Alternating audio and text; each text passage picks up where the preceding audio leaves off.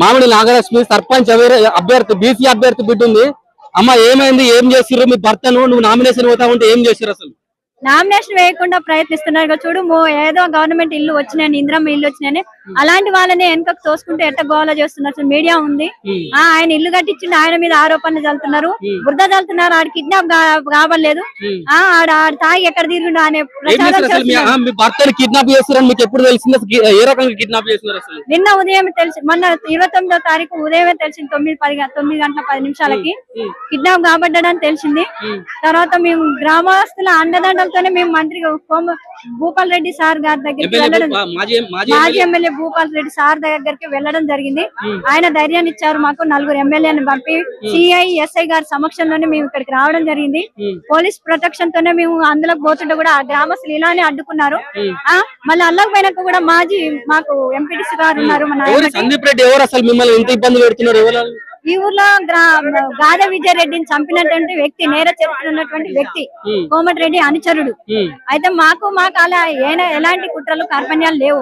మా పని మేము వ్యవసాయం చేసుకుంటా, నేను ఒక టీచర్ని, మాకు అలాంటి ఏమీ లేవు. నామినేషన్ వేస్తున్న క్రమంలో ఆయన ఇనామస్ గా గెలవాలని భయంతో మేము నామినేషన్ వేయకుండా చేస్తున్నాడు. లెంకల సంతోష్ రెడ్డి వాళ్ళ అమ్మగారు కూడా నామినేషన్ వేయడానికి ప్రయత్నిస్తే వాళ్ళని అమాంతం ఎత్తుకపోయి కోటీశ్వరుడు అతను, వాళ్ళని కూడా నామినేషన్ చింపి వేయడం జరిగింది. ఎటువంటి చిత్రహింసలు పెట్టారు? మీ భర్తను కిడ్నాప్ చేసి ఏం చేశారు? అసలు మీ భర్తను 4 మూత్రం పట్టి కారులో కూర్చొని తాపిచ్చారంట సార్. కత్తులు పొట్టలో పొడుచుకుంటూ, కాలు తొక్కుకుంటూ హింసలకు గురి చేశారంట. బట్టలని చింపేసి వేరే బట్టలు వేశారు. ఏం చదువుకున్నారమ్మా మీరు? నేను పీజీ బిఈడి బిఎల్ఎస్సి చేశాను sir. Guest faculty Telugu lecturer గా చేస్తున్నాను. అంటే బేసంటలు సర్పంచ్ నిలబడద్దట మరి ఊళ్ళల్లో? నిలబద్దనే ప్రయత్నం చేస్తున్నారు. ఒక భారత నారిగా నేను నామినేషన్ వేయాలి, నేను పోరాడాలి. ఇంతవరకు నేను ఏమో అనుకున్నా గానీ ఇప్పుడు స్ట్రాంగ్ నిర్ణయం తీసుకుంటున్నాను.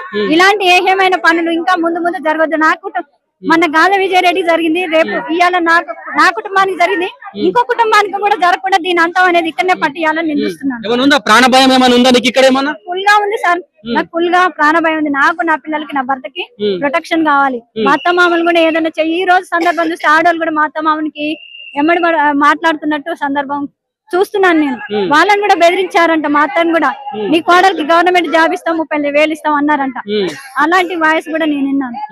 ఏం చెప్తారు మరి ఇప్పుడు ఇక్కడ మిమ్మల్ని ఇంత ఇబ్బందులకు గురి చేస్తున్న వాళ్ళకి ఏం చెప్పదలుచుకున్నారు?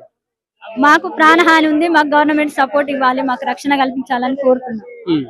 గెలుస్తారా అమ్మా? ఖచ్చితంగా గెలుస్తానని ప్రయత్నం ఉంది. నాకు సపోర్ట్ ఉంది. గ్రామస్తుల పెద్దల సహకారం, అందదానులు నిరంతరం ఉన్నాయి.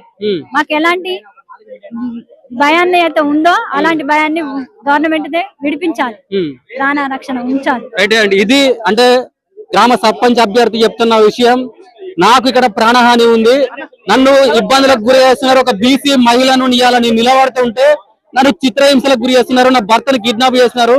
దయచేసి నాకు మద్దతు ఇవ్వండి, నేను ఇక్కడ గెలిచి చూపిస్తా.